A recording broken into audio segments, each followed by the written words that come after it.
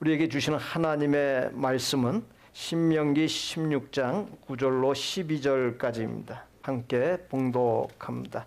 7주를 셀지니 곡식의 낫을 대는 첫날부터 7주를 세어 네 하나님 여호와 앞에 77절을 지키되 네 하나님 여호와께서 네게 복을 주신 대로 네 힘을 헤아려 자원하는 예물을 드리고 너와 네 자녀와 노비와 네 성중에 있는 레위인과 및 너희 중에 있는 객과 고아와 가부가 함께 네 하나님 여호와께서 자기의 이름을 두시려고 택하신 곳에서 네 하나님 여호와 앞에서 즐거워할지니라. 너는 애굽에서 종 되었던 것을 기억하고 이 규례를 지켜 행할지니라.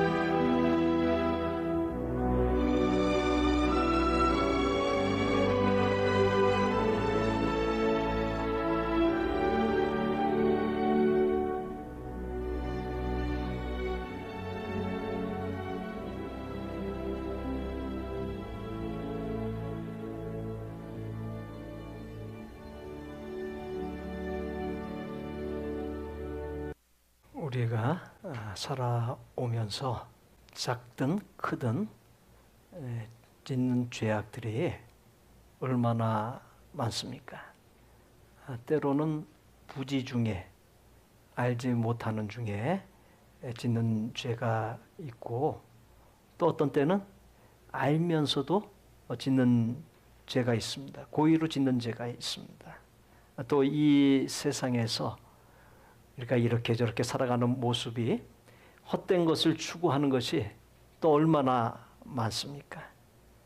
그러나 하나님께서 말로 다 할 수 없는 사랑으로 우리를 그 죄와 헛된 삶에서 건져 구원해 주시고 그리고 계속 하나님께서 부르시는 날까지 우리를 붙들어 이끌어 가시는 그 하나님의 사랑과 은혜와 복이 얼마나 큽니까? 우리가 일생 하나님 앞에 감사하고 찬양할 이유를 곰곰이 생각해 보면은 많이 있습니다. 그래서 우리의 하나님께서 부르시는 날까지 해야만 할 일이 무엇이겠습니까? 감사하면서 찬양하며 나가는 것입니다. 그 감사와 찬양은 예수님 믿는 사람으로서 예수님 믿는 사람답게 예수 그리스도의 형상을 보여주는 삶으로 응답되어질 수 있고 나타날 수 있어야 되겠습니다. 현대인의 심리적인 질병 중에 만연해 있는 것들로서 도덕 불감증, 이기주의 불감증 등을 들 수 있습니다. 최근 다시금 한국뿐만 아니라 세계적으로 핫 이슈가 된 한국의 강남에서 일어난 일명 버닝썬 클럽 사건은 남이야 어떻게 되든 즉 죽든 살든 삶이 망가지든 말든 전혀 개의치 아니한 도덕 불감증과 이기주의 불감증을 여실히 보여주고 있습니다. 또 한 가지, 너나 할 것 없이 너무 풍요로운 세상을 살다 보니 감사불감증에 걸려 있습니다. 잃어버린 것만 원망하고 남아있는 것 보고 감사할 줄을 모릅니다. 다른 사람과 비교하여 없는 것 보면서 불편합니다. 성경은 감사하지 못하는 인간의 죄성에 대하여 로마서 1장 21절에서 하나님을 알되 하나님을 영화롭게도 아니하며 감사하지도 아니하고 오히려 그 생각이 허망하여지며 미련한 마음이 어두워졌나니라고 표현했습니다. 하나님께서 주마 예비해 놓으신 가나안 땅을 향해 가는 이스라엘 백성이 그랬습니다. 먹을 것을 주고 위험에서 보호해 주고 인도해 주는데 일시적으로 물이 없으면 물이 없다고, 또 물이 있으면 물맛이 이상하다고 쓰다고, 밥을 주면 왜 고기를 안 주냐고 불평과 원망거리만 찾아서 쏟아냈습니다. 본문 10절에 네 하나님 여호와 앞에 칠칠절을 지키되 네 하나님 여호와께서 네게 복을 주신 대로 네 힘을 헤아려 자원하는 예물을 드리고 라고 했습니다. 이는 칠칠절을 하나님께서 복 주시고 은혜 주신 것에 대해 감사함으로 지키라는 말씀입니다. 칠칠절이라고 부른 것은 이스라엘 백성이 애굽에서 해방된 날인 6월절로부터 시작하여 7주간 7일 곱하기 7주 후에 이튿날인 곧 50일째 지켰기 때문에 붙여진 이름입니다. 이 77절을 오순절, 초실절, 맥추절, 성령 강림절 등으로도 부릅니다. 오순절에 오순이라고 하는 말은 한자로 다섯 오, 열 순자로 10개가 다섯, 곧 50이란 의미에서 오순절이라 합니다. 초실절은 맥추절과 약간 구분되는데 밀접한 연관이 있습니다. 6월절이 끝나면 그 이튿날에 농사의 첫 수확인 곡식단 하나를 잘라 하나님께 바쳤고, 초실절 후 7주간 수확을 잘 마친 것에 대한 감사로 이어서 맥추절을 지켰습니다. 맥추절의 맥자는 한자로 보리맥자이며, 보리는 한 해의 농사 중 6월 여름철에 수확을 합니다. 맥추절은 첫 수확인 보리로 하나님께 감사하는 절기를 의미합니다. 조국 대한민국 같은 나라에서 보통 농사하게 되면 봄에 파종하여 가을에 수확합니다. 옛날 이야기입니다만 가을에 수확한 것은 양이 많아 저장하고 그것을 밀이나 보리를 수확하기 시작하는 봄이 될 때까지 먹습니다. 옛날에 밀이나 보리를 수확할 때면 집마다 먹거리가 떨어지게 됩니다. 그러다 봄에 밀이나 보리를 수확하기 시작하면서 그것이 그나마 양식이 되어 겨우 굶주림을 면하게 해주었습니다. 그와 같은 시기를 일명 보리고개라고 했습니다. 농업이 발달한 이후에는 보리고개라고 하는 패단이 없어졌습니다. 본문의 상황으로 들어가 오랜 옛날에 이스라엘 백성을 떠올려 보십시오. 정착지 없이 떠돌던 광야 40년 생활을 마치고 가나안 땅에 들어가 정착하게 되었습니다. 당장 먹을 것을 해결해야만 했습니다. 가을에 첫 농사로서 보리를 파종하여 그 다음 해의 봄철에 처음으로 보리를 수확하게 되었습니다. 정착지인 가나안 땅에서의 첫 수확, 얼마나 가슴 벅차고 눈물겨웠겠습니까? 그 첫 수확을 갖고 감격해하며 하나님께 올려 절기를 지킨 것이 바로 맥추절입니다. 맥추절을 성령 강림절이라고도 했습니다. 맥추절과 똑같은 때에 성령께서 강림하는 역사가 있게 되었고, 바로 그때 교회가 시작되었고 복음이 여러 나라 말로 전해지면서 전도 선교가 시작되었습니다. 교회 전통에 의하면 성령 강림절 때에 하얀 옷을 입고 세례 성례전을 행하였기에 영어로 White Rose Day 또는 Whit Sunday라고도 청했습니다. 맥추절에는 또 다른 의미가 있습니다.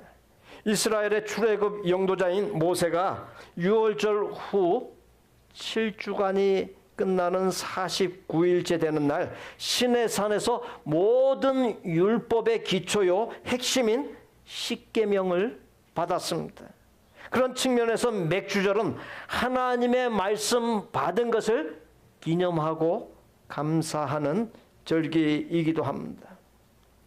예레미야 7장 23절에 오직 내가 이것을 그들에게 명령하여 이르기를 너희는 내 목소리를 들으라. 그리하면 나는 너희 하나님이 되겠고 너희는 내 백성이 되리라. 너희는 내가 명령한 모든 길로 걸어가라.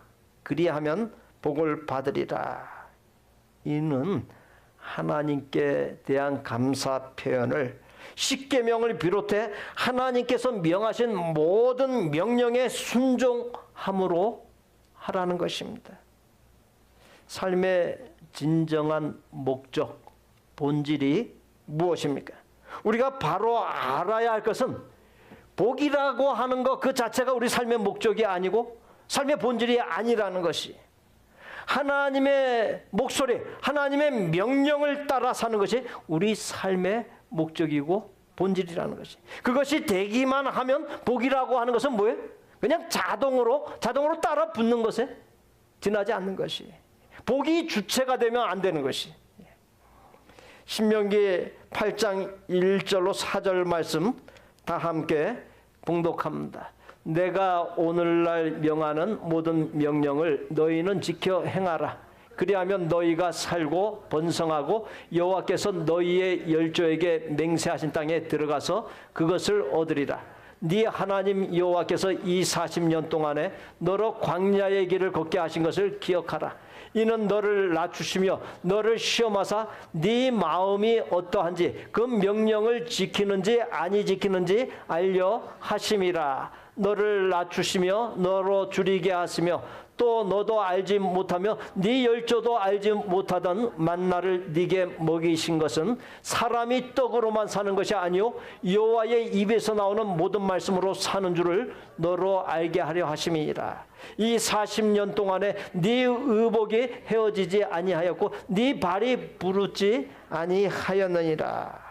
맥추절을 지키라고 하는 것은 하나님과 하나님의 말씀을 통해 언약을 맺은 백성인 것을 기억하고 감사하고 하나님께서 명하신 말씀, 하나님의 도를 지켜 하나님께서 약속하신 복을 받아 누리라고 하는 의미입니다. 그러니까 복이라고 하는 것의 전제가 뭐예요? 선행되어야 할 것이 뭐예요? 하나님의 말씀, 하나님의 명령을 지켜 사는 것이에요. 복이 먼저가 아닌 것이, 복이 먼저면 그거는 뭐예요? 그냥 세상에 이방신을 섬기는, 우상을 섬기는, 잡신을 섬기는 것이 되는 것이 됩니다. 하나님을 제쳐놓고서 복만 구하는 믿음 생활은 그건 잘못된 믿음 생활이에요. 하나님이 항상 주체가 되고 복은 우리가 구하든 안 구하든 바라든 바라지 않든 그냥 따라오는 것이에요. 하나님 없이 복만 받았다가 망한 사람들이 얼마나 많습니까? 그 복을 갖다 엉뚱하게 누린 사람들이 얼마나 많아요? 하나님이 항상 앞서야 되는 거예요. 하나님이 항상 위에 계셔야 되는 것이에요. 그럴 때 우리가 가지고 있는 모든 소유가 복이 될 수가 있는 것입니다. 그 하나님 없는 소유, 그건 뭐예요? 그건 다 헛된 것이 되는 거예요. 망령된 것이 되는 것입니다. 다 헛개비가 되고 마는 것입니다. 누가복음 17장의 기록에 의하면 나병 환자 10명이 예수님을 만났습니다. 당시로서는 나병은 불치의 병입니다. 사람들이 조롱하고 매우 부정하게 여기는 병입니다. 그 당시에는 전염성 때문에 마을에서 쫓겨나 가족과 함께 살 수 없는 병이었습니다. 사람들이 나타나면 옷을 찢고 머리를 풀고 입술을 가리고 멀리 서서 부정하다 소리를 쳐야만 했습니다. 이를 어길 경우에는 돌로 쳐 죽여도 죄가 되지 않았습니다. 죽지 못해 사는 그야말로 비참하기 짝이 없는 삶이었습니다. 그런데 그 사람들에게 희망이 생겼습니다.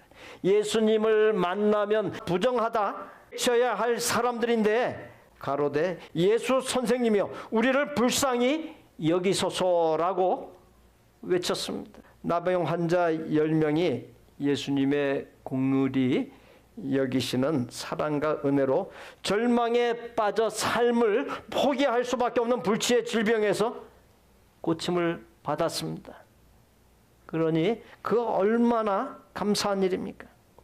오늘 고질적인 육신의 질병, 혼자 힘으로는 어쩔 수 없는 고질적인 나쁜 습관, 불평과 원망에 사로잡힌 마음의 질병, 하나님께 무감각한 영적인 질병이 있으신 분들은 10명의 나병 환자들이 외친 것처럼 예수님이여 나를 불쌍히 여기소라고 외치십시오.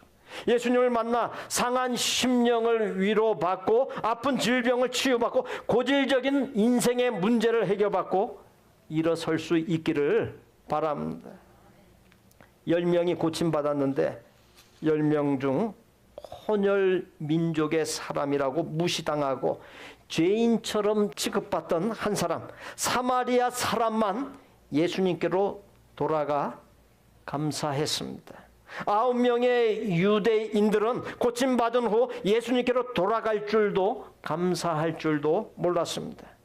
디모데후서 3장 2절에서 말세의 징조, 말세의 특징을 다음과 같이 표현합니다. 사람들은 자기를 사랑하며 돈을 사랑하며 자긍하며 교만하며 회방하며 부모를 거역하며 감사치 아니하며 거룩하지 아니하며 이와 같은 삶의 모습이 있다고 한다면 이건 말세의 징조라는 것이 말세의 특징이라고 하는 것입니다. 사람들은 공기나 땅이나 물이 있는 것을 당연하다 생각하니까 감사함이 없습니다. 교회, 남편, 아내, 자녀가 있는 것을 당연하다고 생각하니까 감사함이 없어요. 공기 속에 있으면 공기의 고마움을 모르고 물고기가 물속에 있으면 물의 고마움을 모르는 것과도 같습니다. 목사님, 말도 마세요. 저는 지금 가족 때문에 감사하는커녕 원수 같은 남편과 마누라 때문에 속 썩이는 자식들 때문에 함께 일하는 사람 때문에 너무너무 힘들어요. 어제도 한바탕 했어요. 그런 분이 있으십니까? 영국에 살던 두 아이의 엄마인 샬롯 키틀리가 2014년에 세상을 떠나면서 남긴 글이 화제가 되었습니다. 그녀의 나이 36세에 대장암 사기 진단을 받았고 간과 폐로 전이되었습니다. 종양을 제거하는 수술을 2번 받았고 25차례의 방사선 치료, 39번의 끔찍한 화학요법 치료도 견뎌냈지만 그녀는 끝내 세상을 떠나고 말았습니다. 다음은 그녀가 블로그에 남긴 마지막 내용입니다. 이렇게 이야기했습니다. 살고 싶은 나날이 많은데 저한테는 허락되지 않네요. 내 아이들 커가는 모습도 보고 싶고 남편에게 못된 마누라도 되면서 늙어보고 싶은데 그럴 시간을 안 주네요. 살아보니 그렇더라고요. 매일 아침 아이들에게 일어나라고 서두르라고 이 닦으라고 소리 지르는 나날이 행복이었더군요. 살고 싶어서 해보라는 온갖 치료 다 받아봤어요. 그런데 아니더라고요.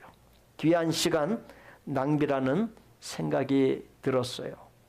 장례식 문제를 미리 처리해 놓고 나니 매일 아침 일어나 내 새끼들 껴안아주고 뽀뽀해 줄 수 있다는 게 새삼 너무 감사하게 느껴졌어요. 얼마 후 나는 그이의 곁에서 잠을 깨는 기쁨을 잃게 될 것이고, 그이는 무심코 커피잔 2개를 꺼냈다가 커피는 한 잔만 타도 된다는 사실에 슬퍼하겠지요. 딸아이 머리 따줘야 하는데 아들 녀석 잃어버린 레고의 조각이 어디에 굴러 들어가 있는지 저만 아는데 그건 누가 찾아줄까요? 6개월 시한부 판정을 받고 22개월을 살았습니다. 그렇게 1년 보너스로 얻은 덕에 아들 초등학교 입학 첫날에 학교에 데려다주는 기쁨을 품고 갈 수 있게 됐습니다. 녀석의 첫 번째 흔들거리던 이빨이 빠져 그 기념으로 자전거를 사주러 갔을 때는 정말 행복했어요. 보너스 1년 덕분에 30대 중반이 아니라 30대 후반까지 살고 가네요. 중년의 복부 비만이요? 늘어나는 허리 둘레? 그거 한번 가져봤으면 좋겠습니다. 휘어지는 머리카락이요? 그거 한번 뽑아봤으면 좋겠습니다. 그만큼 살아남는다는 얘기잖아요. 저는 한번 늙어보고 싶어요. 부디 삶을 즐기면서 사세요. 두 손으로 삶을 꽉 붙드세요. 여러분이 부럽습니다. 전해드린 이야기를 들으면서 어떤 생각이 드십니까? 지금 살아있는 것이 너무 당연하게 느껴지십니까? 지금 숨을 쉬고 살고 있다는 것은 누구에게나 허락된 복이 아닙니다. 남편이나 아내가 짜증스럽고 아이들이 속썩이는 것, 함께 일하는 사람이 속썩이는 것 등은 아무나 누릴 수 있는 복이 아닙니다. 세상에는 가정이 없는 사람도 있고 가정이 무너진 사람도 많고 그나마 짜증낼 남편이나 아내조차 없고 속썩일 자식조차 없는 분들이 있습니다. 요즘 뱃살이 붓고 허리둘레가 늘어나서 속상하십니까? 흰머리가 자꾸 늘어서 걱정이십니까? 주름살이 생기는 것을 괴롭게 여기십니까? 그마저도 내가 세상을 제법 오래 살아야 누릴 수 있는 복들입니다. 비록 힘들고 짜증나는 일들이 존재하지만 당연해 보이는 일들을 당연히 여기지 않고 감사하는 그 사람에게 하나님은 감사한 일들을 많이 허락해 주십니다. 이 감사라고 하는 것은 일의 결과보다는 해석의 문제입니다. 관점의 문제입니다. 어떤 일이든지 감사로 해석할 수도 있고 불평으로 해석할 수도 있습니다. 바울은 늘 감사로 모든 것을 해석했습니다. 바울과 같은 사람들은 감사할 일로만 감사한 것이 아니라 감사할 일이 없음에도 불구하고 감사하는 삶을 살았습니다. 감사로 해석하면 보약이 되지만 불평으로 해석하면 독약이 됩니다. 믿음으로 사는 사람들은 조건적인 감사가 아니라 어느 때든 무슨 일이든 감사로 해석할 수 있어야 합니다. 과거의 불행에도 불구하고 현재의 아픔에도 불구하고 미래의 불확실함에도 불구하고 어떤 경우에든지 감사로 해석할 수 있어야 합니다. 모든 삶을 감사라고 하는 렌즈를 통해서 바라보라는 것이 이것이 범사에 감사하는 것입니다. 데살로니가전서 5장 18절에 범사에 감사하라. 이는 그리스도 예수 안에서 너희를 향하신 하나님의 뜻이니라. 우리 다 함께 이 말씀 봉독합니다. 범사에 감사하라. 이는 그리스도 예수 안에서 너희를 향하신 하나님의 뜻이니라. 범사에 감사하는 것은 믿음으로 사는 우리를 향한 하나님의 뜻입니다. 유대인 나병 환자 9명은 고침을 받고도 감사로 하나님께 영광을 돌리지 않았습니다. 그러나 한 사람 사마리아인은 감사로 하나님께 영광을 돌렸습니다. 시편 50편 23절에 감사로 제사를 드리는 자가 나를 영화롭게 하나니라고 말씀합니다. 우리가 물질로, 시간으로, 말로, 재능으로 감사를 표현하면 그것이 하나님을 기쁘게 해드리고 하나님께 영광을 돌리는 것이 된다는 것이, 예수님을 구주로 믿고 사는 신앙인의 삶의 목적을 고린도전서 10장 31절에서 먹든지 마시든지 무엇을 하든지 다 하나님의 영광을 위하여 하라 말씀했습니다. 먹든지 마시든지 무엇을 하든지라고 하는 말은 어른 때든지라고도 풀이할 수 있습니다. 어른 때든지 다 하나님의 영광을 위하여 살라는 것은 언제나 하나님께 감사하며 살라는 말씀으로도 풀이할 수 있습니다. 잘못되어도 감사. 왜? 잘못된 것을 통해서 하나님께서 나에게 바르게 나를 고쳐주시고 회복시켜 주시고 살 길을 열어주시고 더 좋은 것을 주시기 때문에, 그렇기 때문에 잘못되어도 감사해요. 잘 되어도 감사, 건강해도 감사, 병들어도 감사, 성공해도 감사, 실패해도 감사, 잘생겨도 감사, 못생겨도 감사, 합격해도 감사, 불합격해도 감사. 이렇게 모든 일에 감사할 때 하나님께서 우리에게 복을 내려주신다라고 하는 것입니다. 사무엘상 2장 30절 전반부에 나를 존중히 여기는 자를 내가 존중히 여기고 라고 말씀했습니다. 하나님을 내가 어떻게 존중히 여길 수 있습니까? 하나님께서 베푸신 죄사함의 은혜, 구원의 은혜, 자녀 삼아주신 은혜, 하나님의 나라인 천국을 예비해 주신 은혜 감사하는 것이 하나님을 존중히 여기는 것입니다. 감사로 하나님을 존중히 여길 때 하나님께서 나에게 감사거리가 풍부해지게 해주시고 행복하게 해주심을 통해 나를 존중히 여겨주십니다. 사마리아인 나병 환자가 예수님께 나와 감사했을 때 육신의 질병만 치유받은 것으로 끝난 것이 아니라 영혼 구원까지 받는 은혜가 있었습니다. 우리가 육신이 아무리 질병 치유받고 좋은 일이 있다 할지라도 그 영혼이 구원받지 못하고 그 영혼이 하나님 앞에 온전하게 서지 못하면, 사람들 앞에 온전하게 서지 못하면 그 치유받은 질병, 복받은 거 다 소용이 없게 되는 것입니다. 감사할 줄 아는 사람에게 길이 열리고 기회가 생깁니다. 행복은 소유가 아닌 감사에 정비례합니다. 감사는 더 커다란 복, 풍성한 복을 끌어오는 자석, 지남철과도 같습니다. 감사는 행복과 풍요로운 삶의 재료입니다. 건강하고 싶으십니까? 감사를 표현하십시오. 감사는 스트레스를 완화함으로 건강을 증진시켜줍니다. 면역계를 강화하여 에너지를 높이고 치유를 촉진합니다.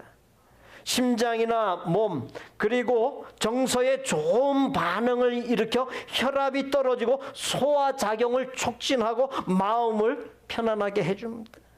감사는 가정이나 직업에 대한 만족감과 기쁨을 증가시키므로 인간관계를 향상시키고 갈등을 해소하고 잘 협력하게 하며 사랑이 넘치도록 만들어 줍니다. 행복하게 살고 싶으십니까? 감사를 표현하십시오. 서양 속담에 행복은 언제나 감사의 문으로 들어와서 불평의 문으로 빠져나간다, 그런 말이 있습니다. 감사하면 천국이 되지만 불평하면 지옥으로 변합니다.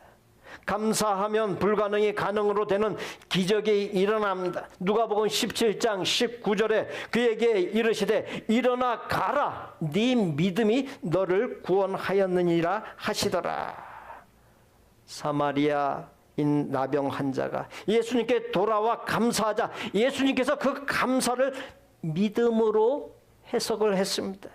당시 전혀 치료 불가능한 나병이 믿음으로 치료되는 기적과 더불어 나음받은 것과 감히 비교할 수 없는 영원히 구원받는 기적까지 일어났습니다. 이전의 기록을 보면 예수님은 믿음을 이야기하시면서 너희에게 겨자씨 만한 믿음이 있었더라면 이 뽕나무더러 뿌리가 뽑혀 바다에 심기어라고 하면 그대로 될 것이다 말씀했습니다. 이는 믿음으로 무엇이든지 할 수 있음을 말씀한 것이 사마리아인 나병 환자가 그랬듯이 믿음을 감사로 표현하면 기적이 일어납니다. 불가능한 문제가 있으십니까? 풀리지 아니하는 문제가 있으십니까? 믿음을 감사로 표현해 보십시오. 불가능이 가능으로 바뀌는 기적이 일어납니다. 다니엘이 바벨론으로 포로로 붙잡혀 갔습니다. 다리오 왕이 그를 총리로 삼았습니다. 3명의 총리 중 으뜸이 되어 권력 서열 2위가 된 것입니다. 전쟁 포로였던 다니엘이 그 자리에 올랐으니 페르시아의 대신들이 가만히 놔둘 리가 없습니다. 다니엘이 하나님을 섬기는 것을 알고 왕 외에 누구든지 30일 이내에 왕 외에 다른 것을 섬기지 못하도록 법령을 정했습니다. 만약 다른 신을 섬기면 역적으로 몰려 굶주린 사자굴에 던져져 갈기갈기 찢겨 죽임당하고 사자의 밥이 되어야만 했습니다. 다니엘은 그런데도 매일 하루에 3번씩 믿음으로 감사를 표현했습니다. 그러니까 생명을 걸고 하나님 앞에 무릎 꿇고 조아려서 감사하면서 나아갔던 것이 다니엘서 6장 10절에 다니엘이 이 조서에 왕의 도장이 찍힌 것을 알고도 자기 집에 돌아가서는 윗방에 올라가 예루살렘으로 향한 창문을 열고 전에 하던 대로 하루에 3번 무릎을 꿇고 기도하며 그의 하나님께 감사하였더라.